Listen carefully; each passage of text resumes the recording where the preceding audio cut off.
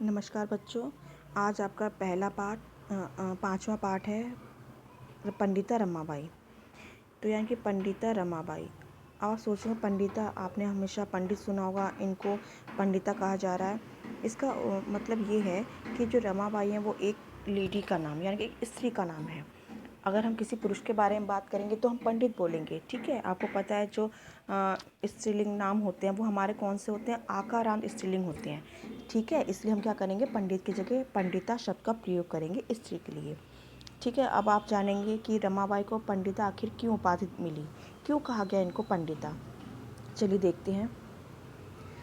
स्त्री शिक्षा क्षेत्रे अग्रगण्या पंडिता रमाबाई 1858 तमे ख्रीष्टाब्दे जन्म अलभत। यानी कि स्त्री शिक्षा के क्षेत्र में सबसे पहले नाम लिया जाने लगा, या सबसे पहले जो आगे रहीं, बहुत आगे रहीं, कौन थी वो, पंडिता रमाबाई। इनका जन्म 1858 ईस्वी में हुआ, ठीक है। यानी कि स्त्री शिक्षा के क्षेत्र में सबसे आगे रहने वाली पंडिता रमाबाई का जन्म 1858 ईस्वी में हुआ।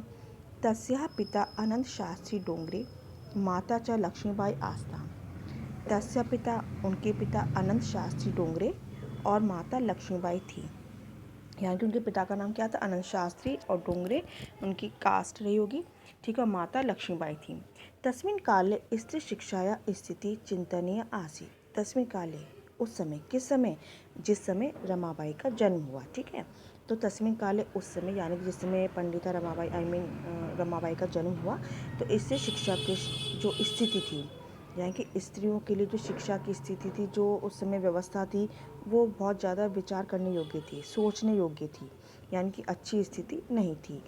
इससे यही तात्पर्य हो सकता है, यही मतलब निकलता है कि यानी कि जिस समय उनका जन्म हुआ उस समय पुरुष शिक्षा प्रधान रहा होगा, यानी कि पुरुषों की शिक्षा पर ज़्यादा ध्यान दिया जाता होगा और स्त्री शिक्षा को इतना अधिकार नहीं होगा शिक्षा लेने का।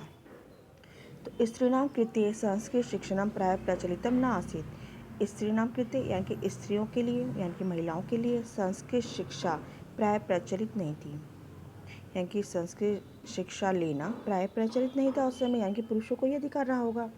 किंतु डोंगरे रूढ़िबद्धां धारणां परित्यज्य स्वपत्नीं संस्कृतम अध्यापयत्। लेकिन उन्होंने क्या करा जो इस की रूढ़िबद्ध, जो इस प्रकार की परंपरा थी, यही परंपरा कि भाई स्त्रियां इस विषय को पढ़ेंगी, पुरुष इस विषय को पढ़ेंगे, या पुरुष इस विषय को पढ़ सकते हैं, स्त्रियां इस विषय को नहीं पढ़ सकती हैं, ये सब जो व्यवस्था रही होगी। तो किंतु जो डोंगरे थे, यानी कि जो रमाबाई के पिता थे, इस रूढ़िबद्ध यानी कि जो ये परंपरा थी, इस धारणा को त्यागते हुए स्वपत्नी, अपनी पत्नी को संस्कृत का अध्ययन कराया। यानी कि ये व्यवस्था थी, ये रूढ़िबद्ध, ये परंपरा चल रही थी कि संस्कृत का जो अध्ययन है वो स्त्रियां नहीं कर सकती, लेकिन इसके विपरीत जाकर, ठीक है, यानी कि इस प्रकार की धारणा का त्याग करते हुए उन्होंने अपनी पत्नी को संस्कृत शिक्षा दिलाई। एतदर्थम स समाजस्य प्रताड़नम अपि असत्। इसके लिए उन्होंने समाज की प्रताड़ना भी सही। अनंतरम रमा अपि स्वमातु संस्कृत शिक्षा प्राप्तवती। अनंतरम, इसके पश्चात रमा ने भी, यानी कि उनकी माता ने शिक्षा अर्जित कर ली थी संस्कृत की, तो अनंतरम इसके पश्चात रमा ने भी स्वमातु, अपनी माता से संस्कृत शिक्षा प्राप्त की। कालक्रमेण रमाया, ठीक है, कालक्रमेण रमाया पिता विपन्न संजाता। कालक्रमेण के समय रहते हुए या समय के बीतते हुए, जैसे समय बीत रहा था, जो रमा के पिता है वो विपन्न संजात, यानी कि कैसे हो गए, दरिद्र हो गए। तस्या पितरो ज्येष्ठा भगिनी च दुर्भिक्ष पीड़िता दिवंगतः, ठीक है। तो यानी कि तस्या पितरो मीन्स होते माता पिता, तस्या किसके, रमाबाई, ठीक है। तो उनके माता पिता के, रमाबाई के माता पिता, ज्येष्ठा भगिनी और बड़ी बहन दुर्भिक्ष पीड़िता दिवंगतः, और क्या हो गया, अकाल से पीड़ित होकर मृत्यु को प्राप्त हो गए। यानी कि इस प्रकार की स्थिति आ गई अकाल से, यानी कि खाने पीने की व्यवस्था बिल्कुल नहीं रही, बिल्कुल ही भूखे प्यासे रहने लगे। तो क्या हुआ, इनके माता पिता और जो बड़ी बहन वो मृत्यु को प्राप्त हो गई। तदनंतरम रमा स्वज्येष्ठ भ्रातरा सह पदभ्याम समग्रम भारतम अभ्रमत।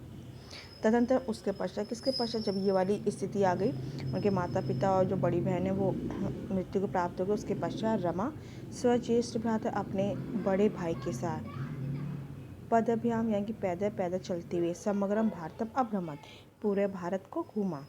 भ्रमण क्रमे सा कोलकाता प्राप्ता, भ्रमण क्रम में यानी कि घूमने के समय जब वो पैदल पैदल यात्रा कर रहे थे, पैदल ही पूरे भारत में घूम रहे थे, तो भ्रमण के समय घूमते हुए वह कोलकाता प्राप्त, वह कोलकाता यानी कलकत्ता पहुंच गई। ठीक है। संस्कृत वैदुष्येन सा तत्र पंडिता सरस्वती चैती उपाधि में विभूषिता। ठीक है। संस्कृत की विद्वता के कारण लिखा है ना यहाँ पे, संस्कृत वैदुष्येन यानी कि संस्कृत की विदुषता के कारण वह वहाँ कहाँ पर, कलकत्ता में पंडिता और सरस्वती इन दो उपाधियों से विभूषित की गई। यानी कि उनके संस्कृत के प्रति जो उनका ज्ञान था, है ना, जो उनको उसके बारे में जो जानकारी थी, इतना अच्छा था, मतलब उसके बारे में इतना अच्छा जानती थी रमाबाई कि कलकत्ता जब वो पहुंची, उनकी इस विद्वता के कारण, संस्कृत के प्रति इतना ज्ञान होने के कारण उनको वहाँ पर पंडिता और सरस्वती ये दो उपाधियाँ दी गई। ठीक है, सम्मानित किया गया। तत्रैव स ब्रह्म समाजेन प्रभाविता वेद अध्ययनम अकरोत्। तत्र वहीं कहाँ पर, कलकत्ता में ही उन्होंने ब्रह्म समाज से प्रभावित वेद अध्ययन किया। यानी कि ब्रह्म समाज से इतनी प्रभावित हुई, यानी कि ब्रह्म समाज का उन पर इतना प्रभाव पड़ा कि उन्होंने वेदों का अध्ययन प्रारंभ कर दिया। ठीक है। पश्चात सा स्त्रीणाम कृते वेद आदि नाम शास्त्राणाम शिक्षा आंदोलनम प्रारब्धवती। उसके पश्चात उन्होंने स्त्रियों के लिए वेद आदि और शास्त्रों की शिक्षा के लिए, यानी कि वेद आदि जो हैं, वेदों से संबंधित शास्त्र हैं, ठीक है, उनकी शिक्षा के लिए उन्होंने आंदोलन प्रारंभ कर दिया। क्योंकि आपने देखा जिस समय इनका जन्म हुआ था, स्त्री शिक्षा की जो स्थिति अच्छी नहीं थी, उनको संस्कृत विषय पढ़ने का अधिकार नहीं था, उनको वेदों का अध्ययन का अधिकार नहीं था। लेकिन रमाबाई ने क्या करा, कलकत्ता जब गई वो, तो ब्रह्म समाज से इतनी प्रभावित हुई, उनको लगा कि ब्रह्म समाज में इतना कुछ बताया गया और जो इसमें वेदों के बारे में या धर्म के बारे में जो चीज़ बताई गई बहुत अच्छा बताया गया है, तो क्यों ना मैं भी इसका अध्ययन करूं। तो उन्होंने ब्रह्म समाज से जब प्रभावित हुई तो उन्होंने वेदों का अध्ययन किया, और उन्होंने भी इस बात को समझा कि जब मुझे वेदों का अध्ययन करने से इतना अच्छा लगा, इतना कुछ मुझे जानने का सीखने का मौका मिला, तो क्यों ना मैं औरों को भी ये मौका दूं।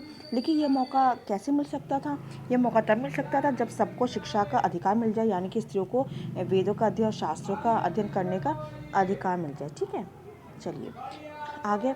1880 तक में ख्रिस्टाब्द सह विपिन बिहारी दासियन सह बांकीपुर न्यायालय विवाहम अकरोत्। 1880 ईस्वी में उन्होंने विपिन बिहारी दास के साथ बांकीपुर न्यायालय में विवाह कर लिया। ठीक है, विवाह किया। सार्ध एक वर्षा अनंतरम तस्या पति दिवंगता। सार्ध एक, आप जानते हो सार्ध मीन्स होता है आधा और एक, तो एक और आधा कितना हो गया, 1.5। तो 1.5 वर्ष के अनंतरम पश्चात तस्या पति, उनके जो पति हैं, ठीक है, वो भी मृत्यु को प्राप्त हो गए। आप देख सकते हो कि उनके साथ कैसी घटनाएं घटती गई, यानी कि भाग्य का कह सकते हैं, विधि का विधान कह सकते हैं कि पहले उनके माता पिता और उनकी बड़ी बहन गुजरी, फिर उन्होंने अपने भाई के साथ इधर उधर घूमी, मतलब शिक्षा के, ये भी कह सकते हैं कि शिक्षा के, जिससे कि उन्हें भी कुछ ज्ञान मिले और स्त्रियों के लिए हम क्या कर सकते हैं। तो अपने भाई के साथ वो कलकत्ता पहुंचे, उन्होंने वहाँ पे वेदों का अध्ययन किया। फिर इनके दिमाग में ये बात है, क्यों ना इसके लिए आंदोलन किया जाए, जिससे कि जो ज्ञान मुझे मिला है वेदों का अध्ययन करने के पश्चात, वो ज्ञान सभी को मिले, आखिर क्यों स्त्री जाति इससे वंचित रहे। ठीक है, तो उन्होंने आंदोलन प्रारंभ कर दिए। ठीक है, अब उसके बाद क्या हुआ, देखो, इन्होंने विवाह किया। विवाह के 1.5 साल बाद इनके पति भी मृत्यु को प्राप्त हो गए। तदंतरम सपुत्रिया मनोरमा सह जन्मभूमि महाराष्ट्र में प्रत्यागच्छत्। उसके पश्चात वह पुत्री मनोरमा के साथ जन्मभूमि यानी कि जहाँ पर उनका जन्म हुआ था, ठीक है, तो वहाँ पर महाराष्ट्र वापस लौट आई। नारीणाम सम्मानाय शिक्षा च सा स्वकीयं जीवनम अर्पितवती। नारियों के सम्मान के लिए और शिक्षा के लिए उन्होंने स्वकीयम अपना जीवन अर्पित कर दिया, कि बलिदान कर दिया। यानी कि वो अपने लिए नहीं जी, बल्कि उन्होंने औरों के लिए अपने जीवन को जिया। उन्होंने ये सोचा कि मेरा जीवन अगर दूसरे काम आ जाए तो कितनी अच्छी बात है ना, अगर मैं ये कोशिश कर सकती हूँ उनके लिए तो कितनी अच्छी बात है कि उनको भी ये अधिकार मिल जाएगा।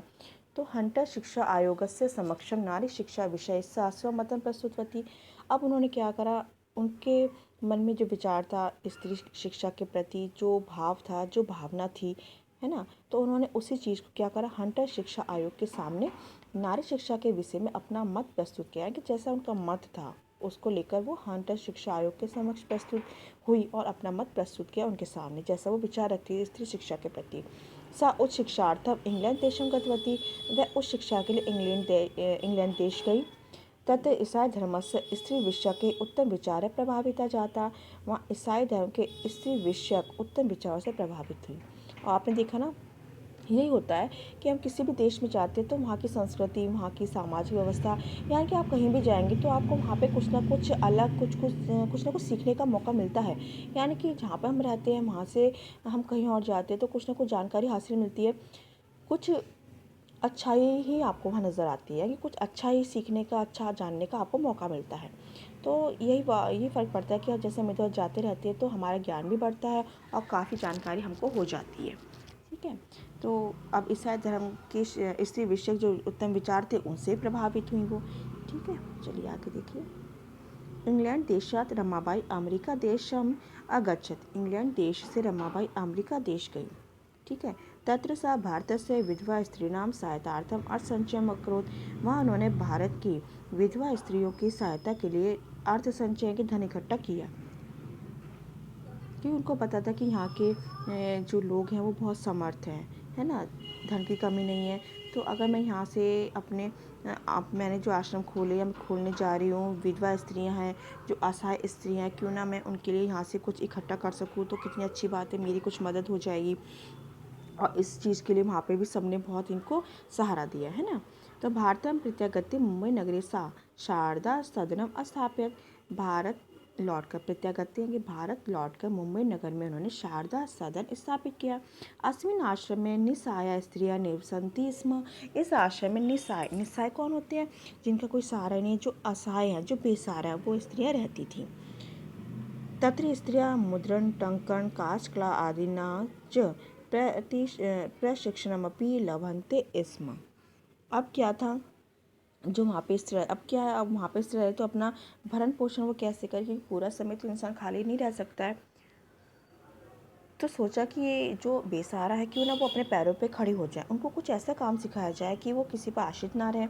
यहाँ की उनकी रहने की व्यवस्था तो हो गई, क्यों ना वो अपना आप ही गुजारा अच्छे से कर सकें, औरों का भी सहारा बन सके। तो वहाँ स्त्रियों ने मुद्रण यानी कि टाइपिंग, है ना, ये सब करना सीखा उन्होंने। ठीक है, और छपाई जैसे कपड़ों की छपाई, डिज़ाइन पर छापना, ये और टाइपिंग करना सीखा। कास्ट कला, लकड़ियों की जो कलाएँ होती होंगी, कौशल जो था लकड़ी संबंधी कोई भी चीज़ बनाना, ये सब उन्होंने प्रशिक्षण भी प्राप्त करती थी। ठीक है, प्राप्त कराया, यहाँ की स्त्री की शिक्षा भी उन्होंने उनको प्राप्त कराई। परम इदम सदनम पुण्य नगर स्थानांतरितम जातम। परंतु इदम सदनम, कौन सा सदन? यही शारदा सदन। परंतु यह सदन यानी कि शारदा सदन पुणे नगर में स्थानांतरित हो गया। ठीक है, यानी कि वहाँ से वहाँ वो ट्रांसफ़र हो गया। तथा पुणे नगर से समीपे केडगांव स्थाने मुक्ति मिशन नाम संस्थानम तया स्थापितम। वहाँ से उन्होंने क्या कहा, पुणे नगर के समीप में केडगांव स्थान पर मुक्ति मिशन नाम की संस्था उनके द्वारा स्थापित की गई। अत्र अधुना अपि निराश्रिता स्त्रियः ससम्मानं जीवनं यापयन्ति। अत्र यानी कि यहाँ, अधुना आज, अपि भी, यहाँ आज भी बेसहारा स्त्रियाँ सम्मान से जीवन बिताती हैं। ठीक है, आपको पता होगा कि जैसे कोई बेसहारा होते हैं, जिनका कोई सहारा नहीं होता है, ठीक है, पैसों की कमी है, कुछ भी है, यानी कि उनके पास कुछ भी साधन नहीं है, तो आपको लगता होगा जब वो किसी के रहते हैं, है ना, बेसहारा लोग जब किसी घर में रहना शुरू कर देते हैं, अपने रिश्तेदार के या कहीं भी, तो आपको लगता है सब उन्हें हे की दृष्टि से देखते हैं। उनको क्या लगता है, अरे ये तो हम पर बोझ हैं। और फिर क्या करते हैं, यातनाएं सहते बेचारे वो लोग, जैसा उनको वो लोग रखते हैं वैसे वो रहते। क्यों? वो बेचारे इसलिए ऐसे रहते हैं क्योंकि उनको पता है कि उनका सहारा नहीं है। अगर वो यहाँ से भी कहीं चले जाएंगे, यानी कि अगर कोई उनको परेशान कर रहा है, उनके रिश्तेदार उन्हें परेशान कर रहे हैं, है ना, उनको ताने दे रहे हैं, तो उनको लगता है कि चलो कम से कम रहने का सहारा तो मिल रहा है। अगर हम यहाँ से कहीं जाएंगे तो आखिर हम कहाँ रहेंगे, हमारी कोई व्यवस्था ही नहीं हो पाएगी। तो बेचारे क्या करते हैं, जैसे वहाँ रहते हैं, भूखे प्यास जैसे वो लोग रखते हैं वैसे रहते हैं। घर का सारा काम करके भी क्या है, उनको वो इज्जत, वो सम्मान नहीं मिल पाता जो कि उनको अपने घर में मिल सकता था या जो मिलना चाहिए था। ठीक है, तो 1922 तमे ख्रीष्टाब्दे रमाबाई महोदया निधनम अभवत। 1922 ईस्वी में रमाबाई महोदया का निधन हो गया।